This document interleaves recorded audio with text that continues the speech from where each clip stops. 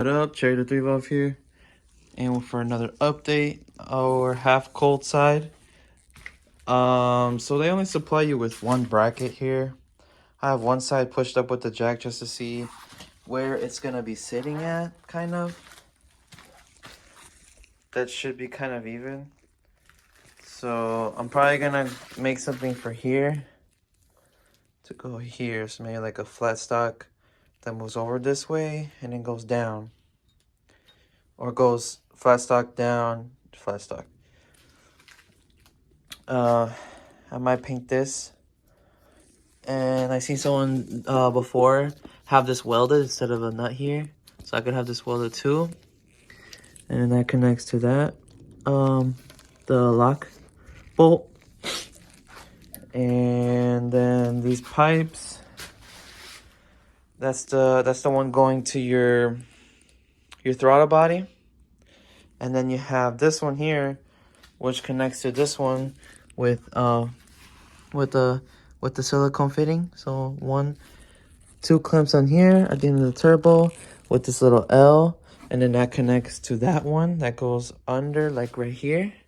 And then that should connect to this with the straight fitting, with the straight silicone fitting. And then that U-looking one should go through here. I took some stuff out so you can get to it. So that's where that intake comes in. Intake comes into here, aims down a little bit, rubber fitting, and then that loops to that one, and then that has since that goes up, that'll be going up to here, and then a 90, which is that 90 right there. So there was one more tip that I had, but I can't remember. I ended up wrapping that little section where the sway bar is on this pipe here, so it doesn't have any noise or anything. And then down here, on the blow valve that I installed here, I did end up adding the spacer on on the right side, and you can see I'm pointing right at it. I put a spacer there because this shit wouldn't line up. Once I had this all together, I took this out, and no matter what I did, it did not line up. So unless you have everything still not tightened, which I have tightened everything already, and like on this side, that won't fit. And instead of like trying to untighten everything again, all I did was add that little, let me see, because I did include 2. I don't know, I don't think you're supposed to use them as spacers, but I'm gonna use that spacer. This one, it came with 2 of these, so I put one of those on that side to push it more this way so I can get it to actually grab something. So not move the jack here, oops. And I had taken off the transmission oil cooler because I'm going to have to relocate it somewhere else. And since it was here, I might have to put it in between the radiator and the thing. But it's kind of hard because it has a big fan on it. So we're going to see how all that works out. So I did end up getting those 90s. Let's see if you can kind of see it there. So I have 2 swivel 90s there. They're pointing away from the belt because I had the issue where I was aiming up. So I put that on there. I did end up getting another pack for this side. They just haven't come in yet. So I'm going to put 2 more 90s here so it can just go like this. Very short route. Instead of going under like this and trying to look like this. No, I'm not going to do that. I'm just going to put 2 more 90s here. And that'll connect that. And that solved my problem with that. So after I line up all this intercooler and all that, I will be able to probably start doing the radiator and some bracketry for it. So let's skip to doing cold side. Okay, so I kind of got carried away and I ended up just doing the whole cold system right now. Obviously this one, this was talking about, the elbow goes down. This is the one with the wastegate. It's like kind of goes crooked into there. That's not tightened, that's just sitting there. And then this one, you have to move the connector for this. I just routed it around it and then re-grounded it here because you gotta take out the ground cable and re-grounded it here. Tighten this part already, so all I have is this. So all I have is that one pipe with the MAF the intake. And none of these are clamped up. This is just, I want to see how it fits. And I did have to take out the oil relocation bracket that was here. It was right here because I can't fit it there no more. But now I'm going to put it up here. So that's a little better area. It's still in the same area. So wait, what am I hitting? Oh, that little bolt there. Yeah, so it's going to sit like that. Which is still a good spot. I got to fix this stuff too. This is when I was younger and I didn't really know how to do stuff. So I got to fix that too. Yeah, so I gotta relocate that, and then I think the 90s came in today. I gotta take that stuff out of there. But I'm gonna put the 90s on here. So now it's even a shorter route than before. Before it was all the way over here. Now it's even closer. So I gotta cut these lines and route it and all that. Like what I did there, I did have a problem with this. This line here, it's not hooked up either. I mean, it's hooked up, but just not tightened down. It is kind of squished right here, but not like terrible. It's just very slight. Nothing that's gonna interrupt the flow, but it does worry me a little bit. This, yeah, pretty much you gotta move those wires. You gotta maneuver it to get it through there. I've seen a whole bunch of videos and they never talk about that it actually has to go through that little triangle piece in there. So let me see the other side. So the other side, they have the same piece, but this is for the washer fluid. So yeah, that goes in here. And this fitting is the one that goes from, what is it, like a 3 to a 2.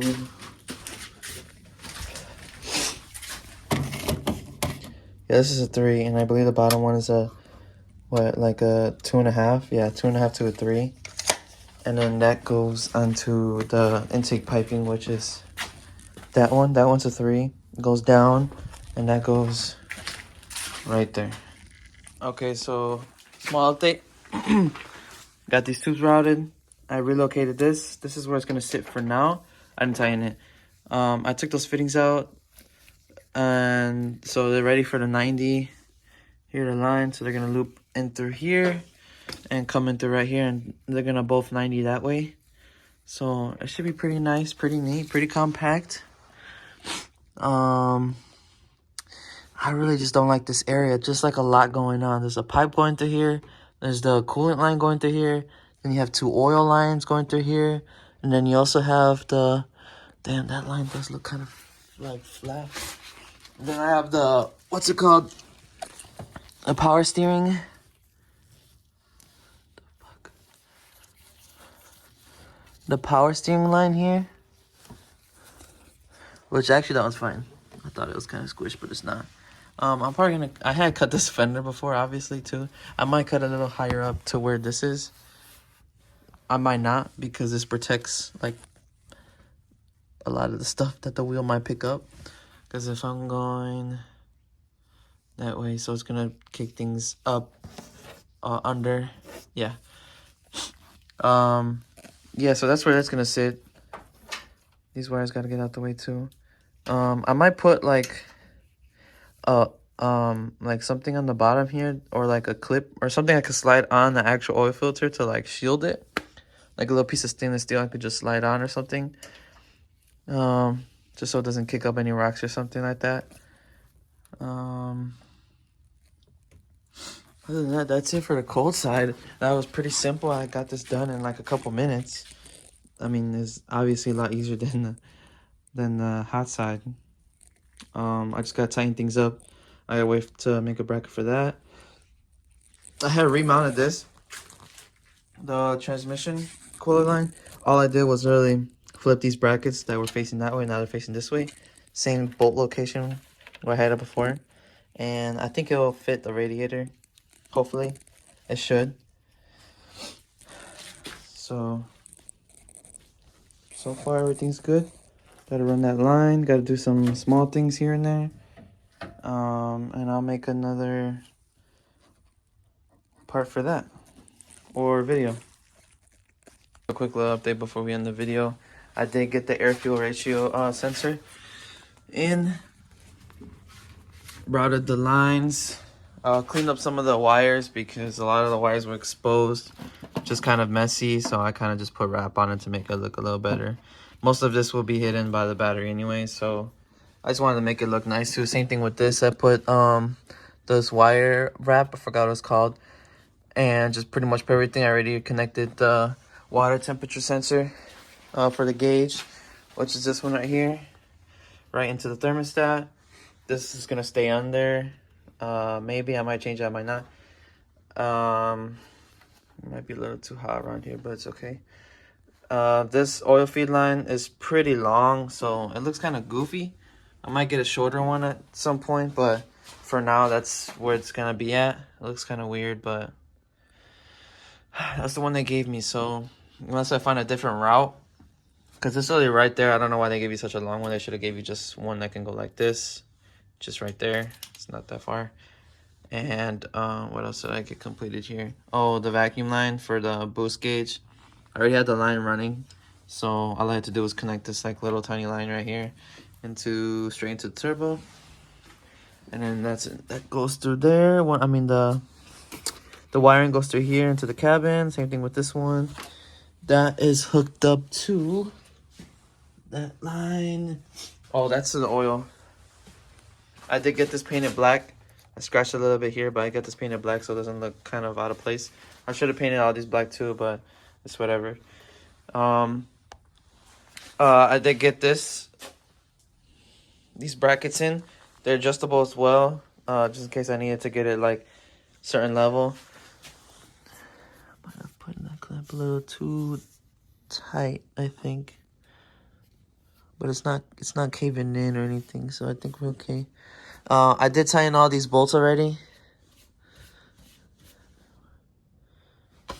It's like glitter or something on there. I did tighten all these clamps already. So all these clamps are stationary. So cold side is done. This bracket is done as well. This is already tight. I already ran the lines. I should have left a little more slack, but I think it's enough slack. I mean, they're just tight right now because this right here is in the way.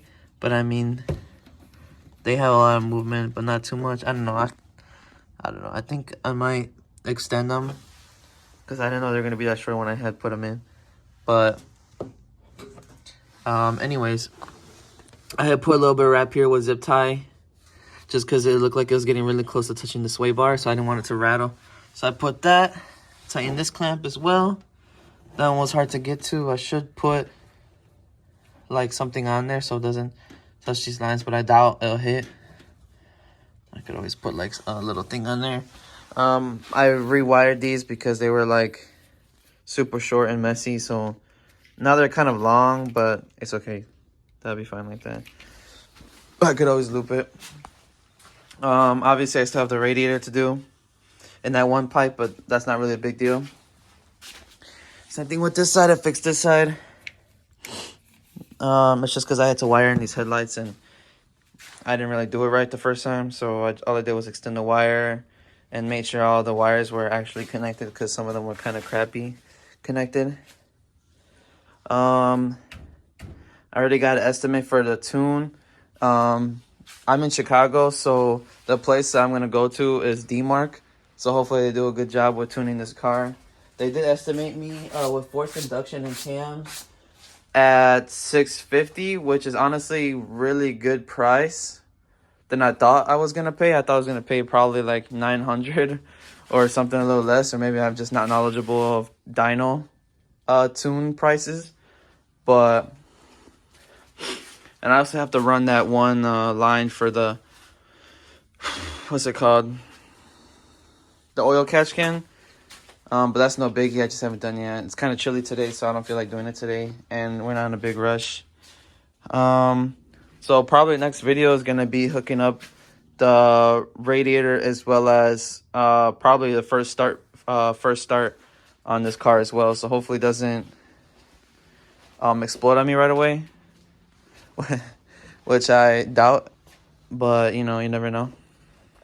Okay, so that will cover the end of the video. I hope you enjoyed that one. That is a cold side install, and thanks for watching.